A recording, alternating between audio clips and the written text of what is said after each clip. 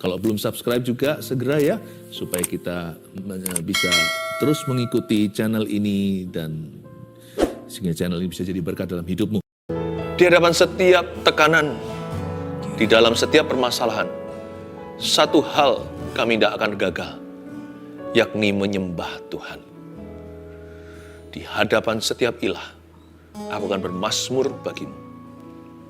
Engkau menyediakan hidangan bagi kami yang percaya kepadamu, persis di depan lawan kami. Terima kasih Tuhan, Engkaulah Allah yang membungkam mulut musuh-musuh kami. Engkaulah Allah yang memberi makan putra-putrinya sendiri. Engkaulah Tuhan yang mendengarkan teriakan anak-anaknya. Engkaulah gembala yang mencari setiap dombanya yang tersesat entah di mana. Jemput setiap jemaat saat teduh dalam keadaan masing-masing. Bawa kami semua ke tempat yang tinggi. Bawa daku dekat padamu untuk menyembahmu Tuhan di maligai kesucianmu. Haleluya, haleluya, haleluya. Maka sujudlah aku di hadapan maligai kesucianmu,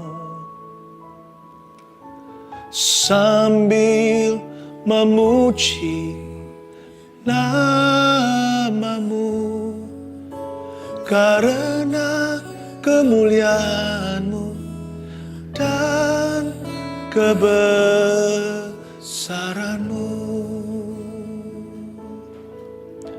Maka sujudlah aku di hadapan maligai kesucianmu, sambil memuji namamu, karena kemuliaanmu dan kebesaranmu. Give your people the victory. Berikan kepada umatmu kemenangan yang Tuhan telah janjikan. Terima kasih Tuhan. Dengar doa hamba-Mu, dengar syafaat kami bagi setiap jemaat saat teduh. Engkau adalah Allah yang hidup, Allah yang nyata. Hari ini ajari kami, beri kami kunci kemenangan itu. Terima kasih Bapa Surgawi. Sembunyikan hamba di balik salib-Mu. Sampaikan sabda-Mu Roh Kudus dalam nama Yesus. Haleluya. Amin.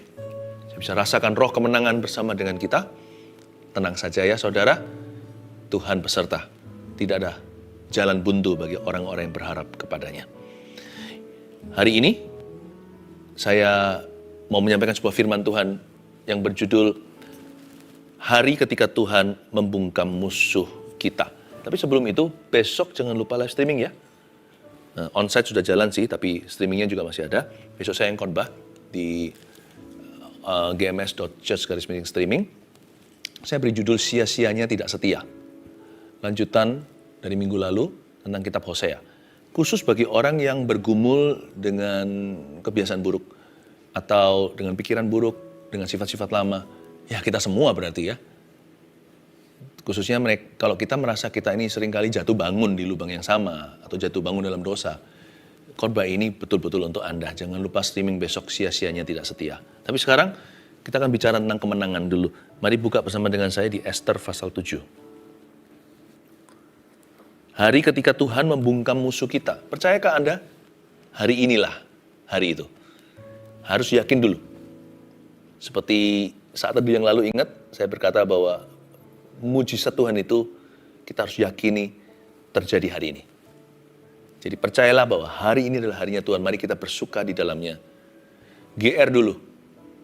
Kita bertindak seolah-olah sudah menerima. Kita bahagia, bergembira seolah-olah sudah terjadi. Maka itu akan diberikan kepadamu. Percaya pada mujizat Tuhan. Dan hari ini Tuhan mau memberi kita kemenangan. Allah lah pembela kita. Allah yang bela. Siapa lawan kita? Ester pasal yang ke-7. Ayat 1 sampai ayat yang ke-10. Ya. Haman diadukan oleh Ester dan dihukum mati.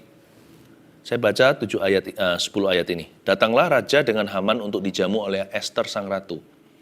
Pada hari yang kedua, itu sementara minum anggur, bertanyalah pula raja kepada Ester, apakah permintaanmu hai Ratu Ester? Niscaya akan dikabulkan, dan apakah keinginanmu? Sampai setengah kerajaan sekalipun akan dipenuhi. Maka jawab Ester sang ratu, ya raja, jikalau hamba mendapat kasih raja dan jikalau baik pada pemandangan raja, karuniakanlah kiranya kepada nyawa hamba atas permintaan hamba dan bangsa hamba atas keinginan hamba. Karena kami, hamba, serta bangsa hamba telah terjual untuk dipunahkan, dibunuh, dan dibinasakan. Jikalau seandainya kami hanya dijual sebagai budak laki-laki dan perempuan, niscaya hamba akan berdiam diri. Tetapi malapetaka ini tiada taranya di antara bencana yang menimpa raja. Berhenti dulu di ayat 4, saya jelaskan ayat per ayat. Latar belakang tentang Ester. Ester ini seorang ratu, orang Yahudi yang jadi ratu di bangsa lain. Dan Raja Ahasiweros adalah raja besar waktu itu. Negara itu adalah negara dikuasa. Dan oleh kasih karunia Allah, Ester menjadi ratunya. Dan pada waktu itu terjadi sebuah konspirasi untuk membunuh orang Yahudi. Dari dulu sih sudah ada kebencian terhadap orang Israel. Dan mereka hendak dipunahkan. Iblis bisikkan rencananya seperti Yudas Iskariot begitu. Tetapi kali ini kepada seorang pribadi namanya Haman. Nah, hampir berhasil nih Haman. Haman ini sudah dapat signet ring atau sudah mendapat meterai cincinnya raja. Karena raja terlalu sibuk ya. Dia nggak tahu suku apa. Haman ini seperti wakilnya. Dia itu seperti Perdana Menteri jikalau Raja Ahasiweros adalah baginda. Jadi sudah istilahnya setengah tutup mata, bahkan tutup 2 mata kalau perlu. Udah, gua percaya sama lu. Begitu kira-kira. Jadi Haman udah jalankan, lalu ngomong begini-gini. Biasanya orang kalau mengadukan sesuatu yang nggak fair itu, dia ceritakan setengah ceritanya. Setengah lagi dia nggak jabarkan. Jadi orang punya konsep yang kurang lengkap. Jadi raja karena main asal percaya, kasih cincinnya. Lalu menjadi peraturan dalam waktu yang telah ditetapkan orang Yahudi akan dibasmi, akan dibantai semua. Atas sebuah kejahatan yang mereka tidak pernah buat. Sekedar kebencian atau kebencian ras. Nah ceritanya begitu. Nah singkat cerita, Ester ini digerakkan untuk melakukan sesuatu. Dia mendekati raja, dia ingin menyelamatkan bangsanya. Ester dengan kerabatnya namanya Mordekai. Seorang sepupunya yang seperti paman, ya. Nah, dia adalah cousin, tapi karena jauh lebih tua sudah kayak uncle-nya. Mordekai adalah seorang yang takut akan Tuhan, tapi kita nggak bahas di saat teduh kali ini. Tapi Mordekai bilang sama Ester, kamu harus bantu karena kamu di dalam istana. Nggak mau aku bisa mati, bukan karena aku nggak mau. Tapi ini bahaya sekali. Lalu Mordekai berkata begini, kalau kamu nggak mau, pertolongan akan datang dari tempat lain untuk orang Yahudi. Jangan kira kamu ada di istana, kamu akan luput. Kamu pun akan binasa, sekalipun kamu adalah ratunya raja. Sekalipun kamu ratunya baginda, kamu pun akan mati, karena kamu Yahudi. Ya, itu ya latar belakangnya. Mari sekarang kita lihat, Ester berbuat apa? Akan datang suatu hari segera ketika Tuhan membungkam musuh bangsa Israel. Datanglah raja dengan Haman untuk dijamu oleh Ester sang ratu, ayat 1. Datanglah raja dengan Haman untuk dijamu oleh Ester sang ratu. Kok Ester masih bisa menjamu ya? Dia itu dalam waktu hitungan bulan pasti dipenggal tuh kepala. Mungkin dimulai dengan rakyat jelata. Dia tidak perkecualian. Di zaman itu kalau cincin raja sudah jadi meterainya, raja pun tidak bisa mengubah peraturan. Sedemikian ketatnya di negara Ahasiweros. Begitu liciknya Haman ini bisa ngetrik raja melepaskan cincinnya. Kok masih bisa menjamu raja itu gimana ya? Makanya seperti lagu yang kita nyanyikan. Bahwa daku hendak memuji akan dikau dengan segenap hatiku. Di hadapan segala ilah atau segala musuhnya. Aku hendak bermazmur bagimu. Maka sujudlah aku. Dalam bahaya padahal. Di hadapan malikai kesucianmu. Sambil memuji namamu. Karena Karena kemuliaan-Mu dan kebesaran-Mu. Celakanya banyak anak-anak Tuhan kalau sudah dirudung masalah nggak bisa berdoa. Bukannya justru semakin butuh untuk sembahyang. Waktu kita berada dalam ancaman, tidak bisa menyembah. Ester menjamu raja. Ini memang raja hanyalah manusia. Apalagi kita. Bukankah semakin obligasi, semakin menjadi tanggung jawab kita, semakin menjadi kewajiban, dan semakin menjadi suatu panggilan untuk kita itu menjamu Tuhan dalam segala musim hidup kita. Ester ini menunjukkan the strength of character atau kekuatan karakter. Sekalipun dia wanita disebut sebagai kaum lebih lemah, ternyata enggak ya. Kekuatan batinnya melebihi 7 laki-laki. Ketika dia dalam bahaya, anggota keluarganya sendiri, termasuk dia secara pribadi, dia menjamu raja dan menjamu Haman sekalian. Bayangkan, ya, sampai Haman loh, Tuhan berkata, dia adalah gembala kita tidak akan kekurangan apa-apa. Dia akan menyediakan hidangan bagi kita di hadapan para lawan kita. Peduli amat kalau musuh sudah tidak jauh. Peduli amat jikalau sekarang lawan kita sudah dekat. Jamu aja sekalian, bukan berarti kita jamu setan, bukan. Anda tidak bisa usir musuh, biarin aja. Biar dia berdiri di situ, duduk di sana, melihat Anda menyembah. Gitulah kira-kira. Baik itu musuhmu itu berarti mungkin adalah kebangkrutan, atau sakit penyakit, atau permasalahan hidup, apapun juga. Suruh duduk. Bahasa Chinese-nya, kuai-kuai dah. Suruh duduk dengan baik. Suruh berdiri di situ, kalau perlu disetrap di sana. Kalian lihat aku menyembah. Lihat aku menjamu raja. Itulah attitude yang Tuhan cari atau sikap hati iman yang Tuhan ingin dan rindukan. Percayalah kalau Anda dan saya hidup demikian. Saya tahu tidak mudah. Tapi mengeluh itu sama kok susahnya dengan menyembah. Jadi daripada saya susah percuma, lebih baik saya susah yang berguna. Kalau menyembah berdoa itu kan susahnya berguna. Saya bayar harga untuk sesuatu yang jelas. Meskipun saya tidak tahu kapan terjadi, tapi kan saya tahu, saya bayar harga ke arah siapa. Tapi kalau mengeluh itu percuma, sia-sia. Sama kok. Muka kita dipakai untuk murung dan untuk tertawa. Itu sama banyak otot yang digunakan. Atau bahkan mungkin unda-undi. Mendingan saya pilih untuk percaya. Saya pilih untuk maju. Dan Ester memilih untuk menjamu. Saya memilih untuk menyembah. Pada hari yang kedua itu sementara minum anggur, bertanyalah pula raja kepada Ester. Lalu raja tanya pada hari yang kedua ya, ingat ya, apakah permintaanmu hai Ratu Ester? Niscaya itu pastilah akan dikabulkan. Dan apakah keinginanmu sampai setengah kerajaan sekalipun akan dipenuhi? Ini nggak main-main ini. Raja kok kasih dia tawaran yang hebat. Pada hari yang kedua, kelihatannya dia baru tanya pertama kali kalau Anda belum baca sisa Esternya. Sisa kitab ini sebelum dan sesudah, kalau Anda baca, ini adalah kali ketiga raja tanya atau menawarkan hal yang sama. Sampai setengah kerajaan pun kalau kamu mau, aku kabulkan. Pada hari kedua, pertanyaan ketiga, Ester tetap tidak gampangan orangnya. Raja sampai penasaran loh ketiga kali. Ratu-ratu, dear honey, my darling, you are. Mintalah kepada saya. Kamu mau minta apa sih kepada aku? Pada hari kedua, Ester nggak terburu-buru langsung hari ke-1. Kan ceritanya begitu, waktu raja ulurkan tongkatnya. Lalu di ujung daripada tongkat dan gada raja, Ester memegang pucuk ujungnya. Maka Ester diluputkan dari kematian.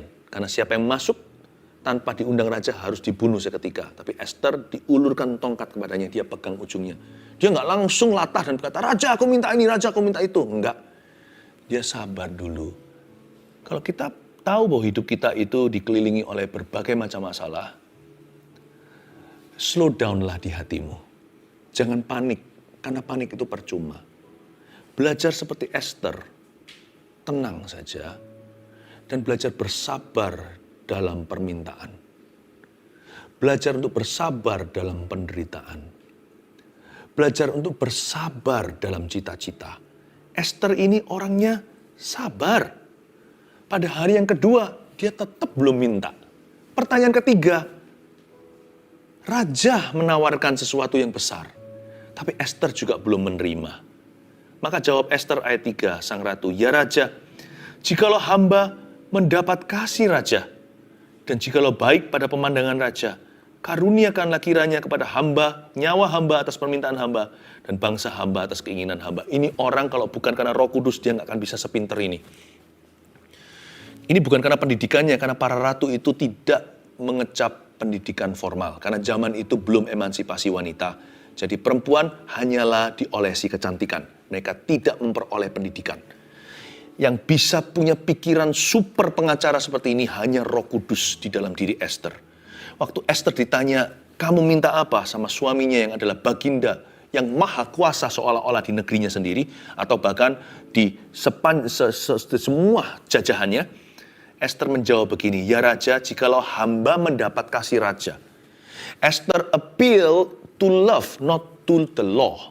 Dia tidak naik banding kepada hukum, atau kepada undang-undang dasar, kepada hukum formal. Dia naik banding kepada kasih yang ada di hati Raja untuk dirinya. Ini luar biasa. Harusnya di ayat yang ketiga, Esther langsung latah atau panik, nggak keruan dan berkata, "Raja, Raja, help, tolong. Kami orang Yahudi hendak dimusnahkan. Ada orang yang menginginkan kami punah." Tapi dia tidak mau urusan hukum, urusan ras. Dia masuk, dia pindahkan medan peperangannya kepada sesuatu yang lebih pribadi. Dia pindahkan dari pengadilan ke ruang tidur Raja. Saya bukan bicara tentang seksualita. Dia membawa doanya ke dalam arena hubungan dengan rajanya. Banyak orang anak Tuhan, saya kasih gini. Banyak anak Tuhan itu suka klaim-klaim firman Alkitab dan tuding-tuding ke Tuhan. Katanya, ini tertulis. Ini mana kok nggak terjadi? You appeal to the law all the time.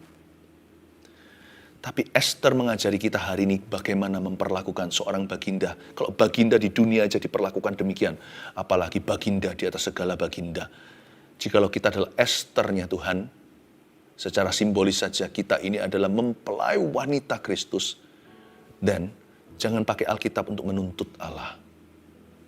Tetapi pakailah kasih untuk klaim janji. Esther berkata, "Ya Raja, jikalau hamba mendapat kasih Raja. If I find your love. If I may have your love." Wow, Raja apa tidak masyiguh hatinya? Raja apakah tidak terharu? Kenapa ada orang yang mau klaim-klaim Alkitab juga nggak terjadi di hidupnya? Bukan karena Tuhan nggak setia pada janjinya. Tapi hatinya mencobai Tuhan.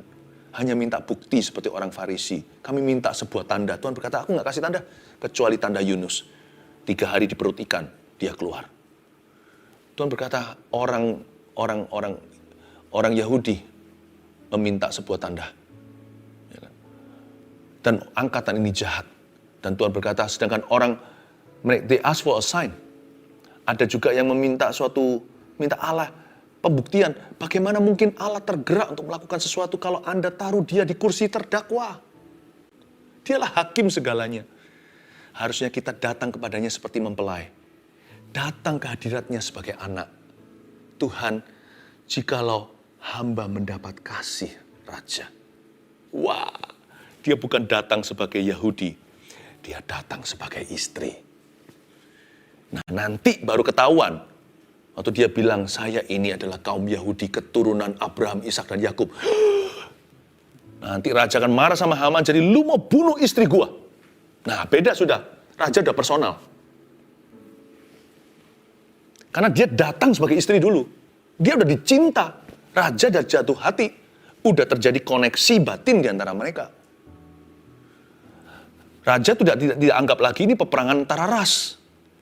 Raja sudah menganggap ini adalah musuh pribadinya. Karena orang itu namanya Haman, si jahat itu, mau bunuh istri saya. Wah, cincin pun tak berlaku kalau sudah begitu. Keluar adik kuasanya.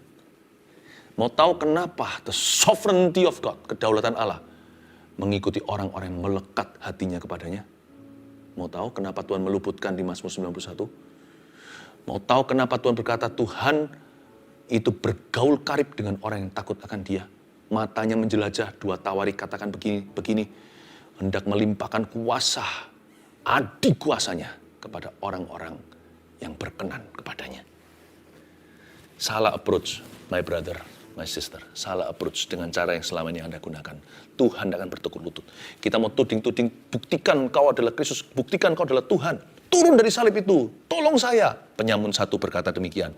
Yang satu lagi berkata, dia berkata, orang buta pun dia celikan. Orang lumpuh berjalan. Orang mati dia bangkitkan. Dia nggak bisa tolong dirinya sendiri. Tuhan tidak akan respon nih. Percayalah, semua kata-kata sia-sia akan diseret ke pengadilan Allah suatu hari. Tapi hanyalah kata kasih yang akan menggerakkan hati Bapa Surgawi. That's very, very powerful revelation. Kalau Anda bisa mengerti ini, Anda dan saya akan memahami hubungan, memindahkan kehidupan doa kita dari hukum Taurat pada hukum kasih. Ya, memindahkan dari pengadilan arenanya menjadi arena kekeluargaan dengan Tuhan. Makanya itu kalau kita datang ke gereja atau kita ada saat teduh seperti ini, jangan hanya klik di menit ketika kita dengar firman. Di menit-menit sebelumnya itu, ada penyembahan itu seperti pacaran dengan Tuhan. Itu bukan untuk dapatkan sesuatu, bukan, tapi supaya kita itu hati ke hati dengan Bapa Surgawi. Itu bedanya sih. Ayat yang keempat, karena kami hamba serta bangsa hamba telah terjual untuk dipunahkan, dibunuh dan dibinasakan. Jikalau seandainya kami enggak hanya dijual sebagai budak laki-laki dan perempuan, niscaya hamba akan berdiam diri. Berhenti di situ. Esther berkata gini loh, Raja, aku enggak sembarang menggunakan hak istimewa. Mentang-mentang aku ratu. Aku enggak dikit-dikit latah, minta itu, minta ini yang enggak perlu.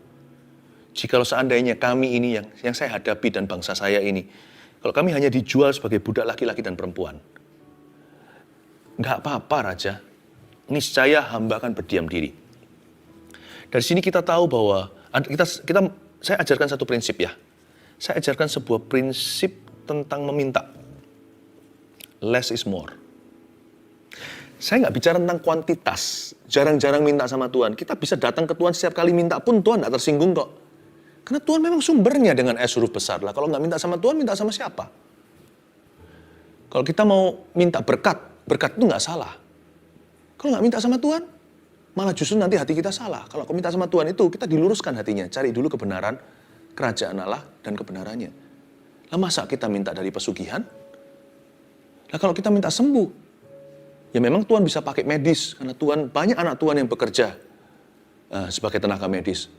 Penemuan-penemuan itu banyak juga anak-anak Tuhan yang menemukannya. Saya percaya Tuhan bisa pakai. Tapi bukankah dia tabib di atas segala tabib? Kita itu minum obat atau belum? Kita harus selalu berharap pada Tuhan yang menyembuhkan. Karena dokter di atas segala dokter hanyalah Yesus, bukan? Tuhan bisa memberikan miracle, mujizat, sebuah mujizat. Tuhan bisa memberikan sebuah proses kesembuhan yang terjadi secara natural. Dan dibantu oleh obat-obatan. Tapi tetap Tuhan yang sama dengan S huruf besar. Yehovah Rafa, Allah penyembuhku. Gak apa-apa, less is more bukan berarti kita gak boleh minta. Malah kalau gak minta itu Tuhan merasa, ini orang kok sombong sekali ya, merasa bisa. Jangan-jangan nanti kalau dia berhasil, dia merasa itu karenanya, bukan karena anugerah. Tapi Esther itu bukan tipe orang yang latah. Less is more di sini bukanlah kuantitas permintaan, tapi kualitas permintaannya. Ada orang tertentu setelah dirugikan oleh orang lain, dia minta supaya Tuhan balas orang itu. Nah itu kualitasnya jelek sekali. Itu buruk. Lama-lama kalau kita biasakan balas ini, balas itu, balas temanku itu, balas musuhku. Lama-lama mulut kita itu turun mesin. Setiap kali kita berdoa itu tidak berbobot. Esther berkata, aku tidak pernah sembarang minta kan sama Baginda selama jadi istrimu. Dia berkata, Raja, kalau hanya kami ini dijual, dijadikan budak, aku akan diam Raja. Raja tahu kan? Rajanya mengangguk-angguk. Tapi ketika aku membuka mulutku, hai Baginda yang kucintai, sudah pasti engkau tahu bahwa setiap kali aku buka mulutku, pasti ada sesuatu yang sungguh-sungguh perlu. Less is more. Orang yang suka dikit-dikit mengeluh, orang yang suka menggerutu melulu, orang yang gak pernah puas, gak pernah berterima kasih, tapi mintanya yang enggak gitu, lama-lama ya, apalagi orang yang suka memanfaatkan kasih orang lain. Wah, kesini sana selalu memanfaatkan. Sama Tuhan ya gitu, sama manusia juga demikian. Lama-lama orang begini ya, jangan kaget. Matahari akan terbenam atas hidupnya pukul 12 siang. Ketika dia butuh suatu hari, nggak ada yang meresponi. Ketika dia berkata, tolong, semua orang tertawa. Dikiranya dia bercanda. Atau, orang itu sudah biasa. Esther nggak gitu. Dia berbobot. Sekalipun dia wanita zaman itu, kurang dihargai. Semua orang tahu, kalau dia buka mulutnya, berarti ada sesuatu yang super important. Sesuatu yang sangat-sangat penting sekali. Maka bertanyalah Raja Ahasiweros, lihat ini responnya ayat 5. Kepada Esther sang ratu, siapakah orang itu? Dan di manakah dia yang hatinya mengandung niat akan berbuat demikian? Wah, langsung ngamuk nih raja.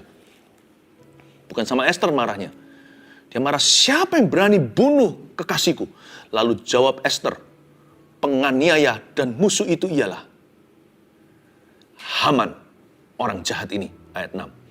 Maka Haman pun sangatlah ketakutan di hadapan raja dan ratu. Perhatikan itu. Haman tadinya hanya menghadap raja. Istri raja tahu apa? Dia remehkan gereja. Setan hanya takut Tuhan. Dia nggak takut sama umat pilihan Allah. Dia nggak takut sama anak-anak Tuhan. Dia nggak takut sama gereja Tuhan. Tapi ketika gereja tahu gimana menangkap isi hati mempelai pria, akhirnya Haman pun ketakutan di hadapan raja dan ratu. Akan datang waktunya, urapanmu bertumbuh, Anda memperoleh wibawa ilahi, dan Allah dengan Anda bersatu, hati Anda melekat dulu kepadanya, maka persoalan dan problemamu bukan takut pada Tuhan saja. Mereka akan takut kepadamu. Dan Haman ketakutan di hadapan raja dan ratu. Kalau takut di hadapan raja sudah biasa. Takut di hadapan ratu ini pertama kali. Kapan kita punya otoritas dari Tuhan? Ketika kita dan Tuhan menjadi satu dalam kehendaknya. Ketika kita dengan Tuhan jadi sepakat, jangan suruh Tuhan sepakat sama kita tapinya. Wah, siapa kita suruh Tuhan sepakat sama kita, apalagi kalau kita salah. Kita sepakat pada Tuhan. Makanya orang yang sepakat pada firman, orang itu tidak goyah. Datanglah tsunami, datanglah banjir, datanglah angin yang besar. Rumah itu berdiri tetap di atas gunung atau batu karang yang teguh. Bukan di atas dasar pasir. Dia dibangun atau didirikan. Haman sangat takut di hadapan raja dan ratu. Tapi kalau Anda lihat sekarang, di ayat 6 dikatakan, jawab Esther dengan tenang. Dia berkata, penganiaya dan musuh itu ialah Haman, orang jahat ini. Saya kasih sedikit history. Siapa Haman? Haman ini disebut di pasal 3 ayat 1, nggak usah dibuka. Haman adalah orang Agag. Agag itu adalah Raja Amalek. 500 tahun yang lalu sebelum hari itu. Saul kompromi. Ingat Raja Saul membiarkan Raja Amalek hidup beberapa minggu. Sebelum Samuel tiba dan marah-marah. Apa-apaan ini? Kenapa aku dengar mbek-mbeknya semua? Kenapa aku dengar mumunya semua sapi, domba, ternak Amalek? Ya, aku mau kasih persembahan pada Tuhan. Samuel berkata, mendengarkan itu lebih baik daripada mempersembahkan korban. Lalu dia terkejut lihat, ada Raja Amalek di situ. Agag, kakek moyangnya Haman. Ngapain dia masih hidup? Bukankah Tuhan berkata, tumpas semua musuhnya? Itu waktu itu zaman perang ya. Dia berkata, tapi kan. Akhirnya sama Samuel dieksekusi. Tapi sebelum Samuel tiba, dan Saul izinkan Agag tetap hidup, sekalipun kalah perang, Saul kan begitu. Dia itu selalu takut sama orang yang gak perlu ditakuti. Dan dia gak takut sama yang harusnya ditakuti. Khususnya Tuhan. Ampun diizinkan hidup berapa minggu. Selama berapa minggu itu, kayaknya Agag ini bersetubuh dengan seorang wanita. Nggak tahu siapa. Ada benihnya. Ingatlah, apa yang Anda tidak musnahkan ketika Anda kuat, akan kembali memusnahkanmu ketika engkau lemah. Selesaikan hari ini apa yang tidak beres. Kalau enggak, 500 tahun kemudian pada waktu itu, muncullah benih yang datang ke dunia di sela-sela hanya berapa minggu kebetulan diizinkan hidup. Hanya diremehkan saat itu, emang bisa apa Agag itu? Agag loh sudah dilucuti kuasanya, dia sekarang tidak bisa berbuat apa-apa. Berapa minggu itu setan masuk dalam sejarah. 500 tahun kemudian muncullah Hitler di zaman Ahasiweros. Hari ini cacing kau tertawakan. 2 tahun lagi akan menjadi naga yang akan menghancurkan seluruh kehidupanmu. Jangan pernah main-main dengan kompromi. Haman ini adalah akibat keteledoran Raja Saul yang diurapi.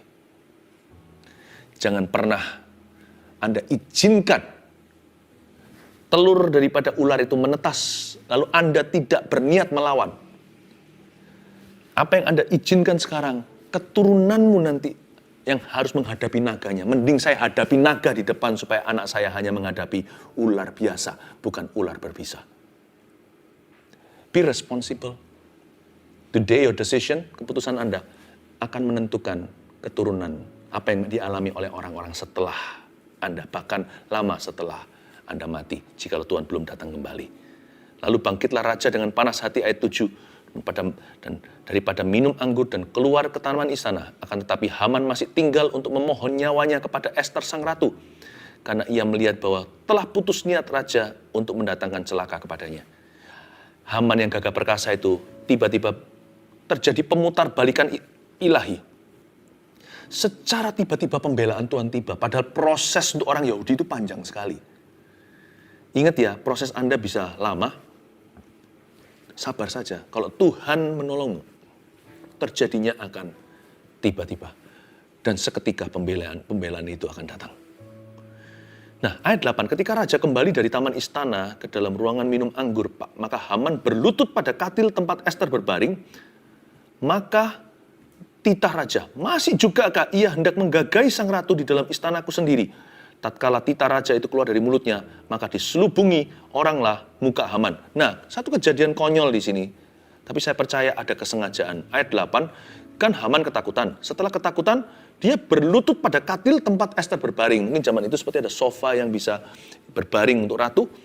Dan pada katilnya, dia berlutut. Kata berlutut di sini, di dalam bahasa Inggrisnya, dan juga di dalam bahasa Inggrisnya bunyinya berkata begini, Haman throws himself down at Esther's feet. Jadi Haman itu seperti melemparkan tubuhnya karena ketakutan dan panik. Bahkan ada tulisan Yahudi ya, saya nggak tahu ya, very possible ya, mungkin saja. Dalam sejarah tradisi Yahudi mencatat ini, tidak tertulis di dalam Alkitab sih, mereka percaya meyakini ada Gabriel yang mendorong Haman untuk ambruk di dekatnya Ester. Waktu dia lagi panik dan gelisah ketika dia sedang ketakutan, dia terjegal sesuatu, dia jatuh persis di daerah tempat Ester berbaring. Waktunya bisa pas sekali ketika raja habis marah-marah tadi keluar, masuk mungkin bisa saja, lain kali jangan lagi ya, karena dia butuh Perdana Menteri. Mungkin dikasih hukuman yang lebih ringan, tapi ketika dia masuk, dia langsung kesumat. Melihat si Haman hampir saja berbaring di tempat Ester berbaring. Dan dia berkata, berani-beraninya kamu. Ya, dalam tulisan Yahudi mereka percaya bukan kebetulan ada Gabriel yang mendorongnya. Di Alkitab kita tidak tertulis secara persis. Mungkin saja, siapa tahu. Bagi Tuhan tiada yang mustahil, bukan? Tapi ayat itu dia berlutut pada katil, menunjukkan bahwa he threw himself down. Dia melemparkan dirinya di mana Esther berada, berbaring di sana. Dan dia mungkin pegang-pegang puncak jubahnya dan berkata, Ratu tolong aku, Ratu ampuni aku, Ratu jangan suruh raja bunuh aku. Serba salah kalau Tuhan tidak beserta. Ingat ya, hari ketika Tuhan membungkamkan musuhmu, akan terjadi banyak kekonyolan dari sisi musuh-musuh Anda. Akan ada terjadi banyak ketidaksengajaan, kebetulan demi kebetulan, keisengan-keisengan, pokoknya kalau Tuhan tidak beserta, serba salah aja. Salah kaprah semuanya. Tapi kalau Tuhan beserta, semua itu seperti nada yang indah, melodi yang disusun untuk pembelaan Tuhan bagi umatnya. Ayat berikutnya, Sembah Harbona ayat 9. Salah seorang sida-sida di hadapan raja, lagi pula tiang yang dibuat Haman untuk Mordekai. Orang yang menyelamatkan raja dengan pemberitahuannya itu telah berdiri di dekat rumah Haman 50 hasta tingginya. Lalu titah raja, sulakan dia pada tiang itu. Kemudian Haman disulakan pada tiang yang didirikannya untuk Mordekai. Maka surutlah panas hati raja. Disulakan itu bukan digantung pakai tali. Kematian Haman sangat ngeri. Dia disate di atas tiang yang tingginya 50 hasta, meteran di atas. Dan ini mengerikan. Dan itu semua atas saran dari Harbona, tiba-tiba seorang sida-sida. Saya nggak tahu Harbona itu pernah disalahi apa sama Haman. Jadi jangan pernah salahi orang. Di hari keapesan kita, mungkin orang yang kita salahi akan menjadi bumbu hukuman kita. Tapi kalau di hari keapesan kita, kita menabur apa yang baik dan benar dalam kehidupan orang lain, apalagi kalau kita menabur kasih, akan muncul keringanan, bahkan pertolongan Tuhan dari orang-orang yang selama ini kita tidak duga pertolongan Allah bisa datang dari sana. Harbona saya tidak tahu pernah disalahi apa oleh Haman, tapi yang pasti Tuhan pakai segala macam bentuk kebetulan dan bahkan orang-orang yang sifatnya hanyalah figuran untuk bisa memperberat hukuman Tuhan atas musuhnya. Dan untuk bisa memberkati umat pilihannya seperti Esther, Mordekai, dan bangsa Israel. 3 poin sederhana untuk review apa yang kita pelajari sebagai summary. Hari ketika Tuhan membungkam musuh kita, nomor 1, pakai kasih untuk klaim janji. Praktekkan itu. 2, apa yang tidak kita selesaikan hari ini akan kembali. Selesaikan ya, hari ini juga. Yang ketiga, proses boleh lama, tapi pembelaannya seketika. Nantikanlah, jangan cepat-cepat kecewa. Sebab Tuhan akan menegakkan kepalamu di hadapan musuh-musuhmu. Apa itu musuhmu? Kebangkrutan, penyakit, permasalahan apapun juga. Atau manusia beneran. Ampuni saja, jangan benci. Tuhan akan urusi mereka. Anda cukup urusi hati. Jaga dalam segala waspada. Tuhan akan tegakkan kepala kita.